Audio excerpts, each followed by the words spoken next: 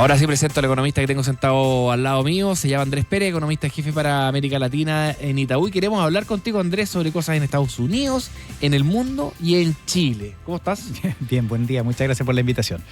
Hoy ayer tuvimos reuniones del Banco Central, Andrés. Se decidió como se esperaba. Parece que no habían algunos poquitos que creían que se podía bajar la tasa, pero la mayoría esperaba que se mantuviera. Se mantuvo. Sí. ¿Alguna sorpresa respecto de las razones? Mira, yo creo que la decisión era ampliamente esperada, como mencionas. De nuevo, la tasa se mantuvo en 4,5, una decisión unánime. Quizás la sorpresa o la novedad es que bueno, hay un reconocimiento en el comunicado de que la inflación ha sorprendido algo a la baja y que bueno, lo que implica estos menores datos de inflación para la decisión de marzo que va conjunto al IPOM, eso se va a analizar en el marco del IPOM. Entonces, todos nosotros lo interpretamos esto como que, mira, es muy probable que van a bajar la tasa en la decisión de marzo y llegando ya al fin del ciclo en 4,25. La inflación ya está bastante baja, el orden de 3,35, depende de cuál miremos, pero además sabemos que van a salir de la base de comparación los aumentos de las tarifas eléctricas que vimos el año pasado. Entonces, por lo tanto, es muy posible, muy probable, Andrés, que el primer trimestre ya nuestra inflación esté por debajo del 3%. Mira, eso es una buena noticia, ¿cierto? Porque venimos de un periodo largo en el cual la inflación está bien por encima de la meta. Y bueno, la inflación para el mes de enero, nosotros proyectamos una inflación mensual en torno a 0,4%, con lo cual la inflación interanual va a caer a 2,8%, ¿ya? Que es el nivel más bajo que hemos tenido en varios años. Y después, bueno, vamos a tener los efectos de esta apreciación cambiaria que mencionabas en la introducción, con lo cual la inflación debería promediar este año algo por debajo del 3%. Nosotros tenemos una proyección para todo el año promedio de 2,7% que hemos ido revisando paulatinamente a la baja, al tiempo en que el desempeño, el tipo de cambio, la dinámica del peso chileno ha mostrado una apreciación más rápida de la que teníamos previsto, ¿ya? Puras buenas noticias. O sea, acá, de hecho, Roberto Saller le tiró una muy buena cuña diciendo que él no recordaba un mejor debut económico de un gobierno, en el sentido de que todas las variables económicas relevantes están muy bien alineadas con viento cola en favor del gobierno entrante. Estamos con la inflación abajo, con el tipo de cambio abajo, con el PIB creciendo más, con la inversión bastante desplegada, con las tasas de interés que tienen que seguir cayendo y así, un cóctel de varias buenas noticias. ¿Tú compartes con que el punto de partida que con el que va a recibir el gobierno en materia económica es de los mejores que tenemos memoria? Mira, la comparación histórica es difícil, pero yo diría que lo relevante acá es que reafirma la importancia de mantener una macro ordenada, ¿cierto? O sea, que evitemos ciertos impulsos que llevaron a que la economía transitara a estar a operar muy por encima del potencial, ¿cierto? Recordemos que tuvimos un periodo donde tuvimos varios retiros de ahorros previsionales que acumularon en torno a 18 puntos del PIB. Entonces, es natural pensar que la economía en ese contexto alcance niveles muy por encima de lo esperado en inflación, con un déficit de cuenta corriente muy complejo. Y bueno, ahora la macro está ordenada y además tenemos un impulso externo muy favorable. O sea, yo creo que la gran mayoría de los economistas, dentro de los cuales nos encontramos nosotros, no esperábamos que el precio del cobre transitara hacia $6 la libra, como está hoy día. Pero también es importante reconocer que tenemos varios años, venimos saliendo de esta como resaca de incertidumbre local, ¿cierto? Donde tuvimos el proceso importante de discusión sobre la Constitución, cambio de la regla del juego por el lado del royalty minero, y bueno, todo eso ya parece ser algo del pasado. Entonces es natural pensar que la inversión privada debería ir de menos a más, algo que ya se vio el año pasado, y nosotros esperamos que la inversión vuelva a crecer de manera importante este año, en torno a 5% real, pero bueno, puede llegar a sorprender incluso más, ¿ya? ¿Cuánto tienen estimado como crecimiento de la economía este año? Porque el Central se tiró en el IPOM entre 2 y 3. Yo ya he visto varios en el 3 y algunos sobre el 3. Mira, varias reflexiones aquí. Primero, me encanta que estemos hablando de crecimiento porque bueno, es clave para asegurar que sigamos desarrollándonos. Ahora, más allá de eso, la economía habría terminado el año 2025 algo más débil de lo que se esperaba, ¿ya? Entonces, el punto de partida para este año es un poco más exigente, ¿ya? En ese contexto, bueno, eso lo vamos a reconocer, más bien, lo vamos a conocer en el IMASEC que tenemos el próximo lunes, ya para el mes de diciembre. Nosotros tenemos una proyección del PIB para este año de 2,6% después de haber crecido 2,3% el año pasado. Eso es lo que creen, 2-3. Eso es lo que nos dan los modelos. Eso porque es no ha nuestro cerrado supuesto. todavía ese número. No ha cerrado el 2025. Nosotros creemos que en el 2025 habríamos crecido en torno a 2,3 y este año vamos a crecer en torno a 2,6. Puede que vayamos de menos a más, por cierto, especialmente si que el impulso externo, las condiciones financieras siguen relativamente benignas para economías emergentes y que los precios de commodities sigan elevados. Pero también el partido también se juega mucho en el ámbito local, ¿ya? Y ahí la dinámica de la inversión es fundamental. Ya, hablaste recién, Andrés Pérez, economista jefe para América Latina de Itaú, hablaste recién que esperabas crecimiento de 2,6 para la economía este año y un 5% de crecimiento de la inversión. ¿Cómo cambiaría tus numeritos si es que yo te dijera que se aprueba la rebaja de impuestos del 27 al 23-20, porque puede ser menos? Mira, yo creo que eso es importante, pero mira, no conocemos los detalles. Se supone que esa implementación sería gradual en el tiempo. Un punto por año. Sí, pero yo creo que lo más probable es que lo que tenga más impacto sobre la inversión en el año 2026 sea, por ejemplo, un rápido destrabe de las distintas medidas relacionadas a la permisología. Yo creo que eso es más, tiene más impacto, con más intensidad sobre la inversión que, por ejemplo, una rebaja del que la tasa misma. Sí, que la tasa misma. Pero también pueden haber algo como FUT o algún equivalente. O sea, en el fondo, facilitar que se usen dineros que son registros contables, pero que se usen en inversión real. Sin duda, yo creo que, lo que hemos visto en esta recuperación del ciclo de inversiones que está todavía concentrado en minería y en energía, todavía no hemos visto que eso se propague a otros sectores que son claves para la recuperación del mercado del trabajo, por ejemplo, en particular construcción, ¿ya?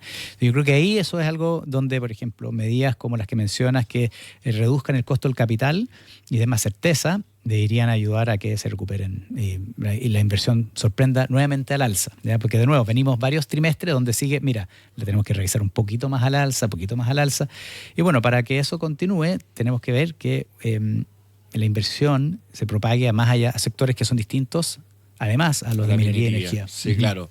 Oye, Andrés, bueno, está bastante socializado y aceptado, aprobado incluso por el 58% de los ciudadanos que se bajen los impuestos a las empresas, me refiero.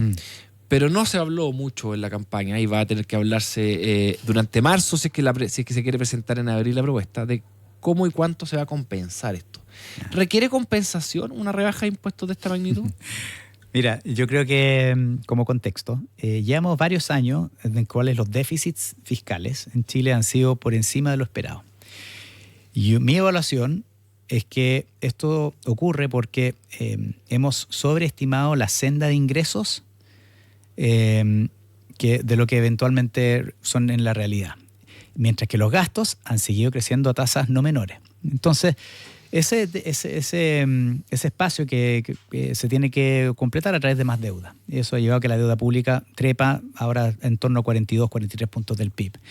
Entonces, yo creo que acá para asegurar que la sostenibilidad de las finanzas públicas, cualquier medida que busque reducir significativamente y de manera estructural los ingresos debería ser compensado por una reducción de gasto, ¿ya? Y eso puede ser a través de vías administrativas o vías legislativas. Ahora, ¿cuánto? Bueno, yo creo que depende de la magnitud con lo cual se quieran recortar los ingresos, ¿ya? Tales como lo de la reducción del impuesto corporativo. Yo creo que debería ser, me parece que para cerrar el déficit estructural en el tiempo, si es que no tenemos importantes alzas, por ejemplo, en el precio del cobre que sea estructural o que volvamos a crecer a tasas económicas de nuestra economía por encima del 2%, tenemos que hablar de recorte de gasto entre 0,5 y 1 punto del PIB, más o menos. ¿Cómo no nos afecta la subida del precio del cobre? Se estima, o sea, el presupuesto trabaja con un cobre como de 4.30, 4.40 y Sí. está en ciento y tantos centavos más arriba. ¿Qué se hace con esa diferencia? ¿Se ahorra? ¿Tiene algún impacto para la economía o simplemente queda como saldo positivo como ahorro? Bueno, eso, el impacto directo es a través de mayores ingresos, ¿cierto? Esos ingresos deberían ayudar a reducir la cantidad de deuda que se emite para cerrar el déficit. Entonces, deberíamos tener un déficit fiscal este año en términos efectivos menor a lo que se preveía hace un año, ¿ya? Eso sería una sorpresa positiva y eso repercute en los hogares y las empresas a través de menores menor presión sobre las tasas, especialmente las tasas largas, que es donde se financia el fisco. Esos son de nuevo relevantes para los créditos hipotecarios, para los créditos para la construcción, por ejemplo, ¿ya? Ahora, lo relevante es que, dado estos niveles de precio del cobre, uno pensaría que deberíamos estar ahorrando e inyectando recursos a los fondos de estabilización, a los chanchitos de ahorro que tenemos en... Correcto, porque bueno, es inevitable que eventualmente va a llegar una nueva crisis, ¿cierto? Y tenemos que estar preparados para ello. Hoy día el FES, ¿cierto?, el Fondo de Estabilización Económica y Social, tiene en torno a 1% del PIB, que es bastante poco. Es poco. O sea, tuvimos 20.000. Claro, sí. Estamos, el Fondo Monetario, ellos recomiendan que deberíamos tener para un fondo de liquidez, para una economía con las características que tiene Chile, ese fondo de liquidez debería tener entre 3 y 5 puntos del PIB. Entonces estamos bastante lejos. Yo creo que lo importante es empezar a realizar aportes a ese fondo e ir cerrando el déficit. ¿Y no lo estamos haciendo? O sea, perdona, sí. Durante el año, digamos, segundo semestre del 2025, tuvimos un cobre por arriba del presupuesto. Supuestamente ahí tuvimos ingresos que deberíamos ahorrar. ¿Se ahorraron? Correcto, porque eso ha hecho que, mira, si bien hemos tenido sorpresas positivas por el lado de los ingresos mineros, los ingresos no mineros han estado por debajo de lo esperado. Entonces esa sorpresa en parte compensa esa otra debilidad, ¿ya? La última vez que inyectamos, que hicimos un aporte al Fondo de Estabilización Económica y Social, si mal no recuerdo, fue a principios del 2022, que fue en marzo de dicho año. Pero de nuevo, hemos realizado retiros desde el FES el año 2024, ¿cierto? En la ausencia de una crisis económica. Entonces, bueno, lo importante es volver a realizar aportes a ese fondo para prepararnos eventualmente para una crisis que llegará, considerando las condiciones externas extraordinariamente favorables aún. Conversamos con Andrés Pérez, economista jefe para América Latina en Itaú. Deja preguntarte por Estados Unidos. ¿Tiene reunión hoy día a la tarde? Vamos a conocer la decisión de la FED. Hoy día a la tarde, creo, sí. Hoy día a las 4 de la tarde empieza el ritual. Sí, el ritual. El mercado está bien jugado que se mantienen las tasas. Correcto. La economía americana se ve fuerte todavía y lo único que le puede meter más ruido a esta decisión que está media jugada de mantener las tasas es que el presidente Trump está en un gallito gigante con el presidente de la Reserva Federal, donde el presidente Trump le dice: quiero tasas más bajas y si no te despido. Y esta pega termina, no sé, en abril o mayo. Sí. Mira, flaco favor le hace el presidente Trump a la institucionalidad económica y a la Reserva Federal. Lo importante es que la Reserva Federal tome las decisiones de acuerdo a su mandato dual, ¿cierto?, que se refiere a tener la inflación en el tiempo en el 2%, y también un mercado tiene también un mandato relacionado al mercado del trabajo, ¿ya? En la práctica, como bien mencionas, la actividad económica en Estados Unidos se ha ido deteriorando, pero desde un buen nivel. O sea, no es que estemos hablando de desaceleración muy pronunciada, ¿ya? El mercado del trabajo también está mostrando señales de una desaceleración que son coherentes con un ajuste macro, pero no una recesión, ¿ya?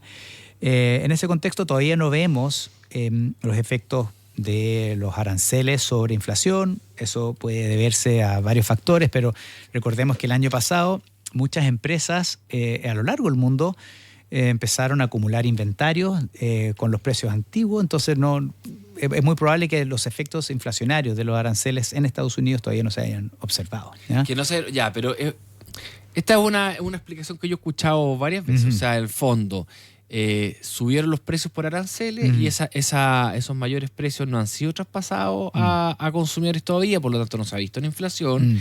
Supuestamente las empresas han promediado los inventarios que habían comprado antes con los nuevos y están absorbiendo. Están absorbiendo ese mayor precio. Pero entonces debería haber caído en los márgenes de las empresas.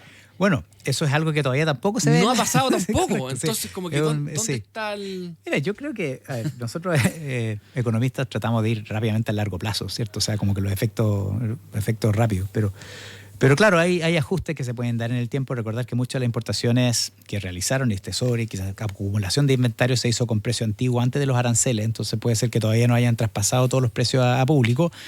Otros estén todavía atenuando el traspaso a los precios públicos con menores márgenes, pero como bien mencionas, todavía eso no se ha materializado. Yo creo que es un puzzle, pero a mí me parece que es solamente, o sea, van a llegar el efecto. Van a llegar. Yo creo que me cuesta pensar que podamos hablar de...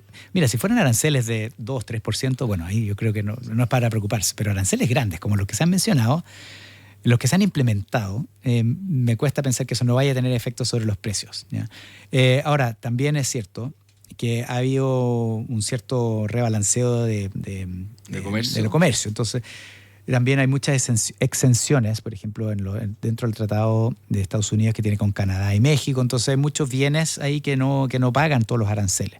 Incluso en el caso de Chile, por ejemplo, que tenemos el arancel del 10, ¿cierto? Bueno, gran parte, que por ejemplo todo lo que es relacionado a cobre no paga arancel. Entonces hay hartas exenciones que atenúan el impacto sobre inflación en el tiempo. Andrés, pero están pasando muchas cosas en el mundo. Uno cuando lee los titulares de los diarios siempre es como que mucho riesgo, mucha incertidumbre geopolítica, y Estados Unidos todos los días tiene alguna discusión. Con Corea, esta semana con Corea, con Canadá que no firme acuerdo de libre comercio con China, con Corea que firme el acuerdo si no le sube los aranceles, con Groenlandia y con Dinamarca que para comprarlo, siempre hay algo en el Medio Oriente, pero el mundo, pero la economía más que el mundo, sigue funcionando.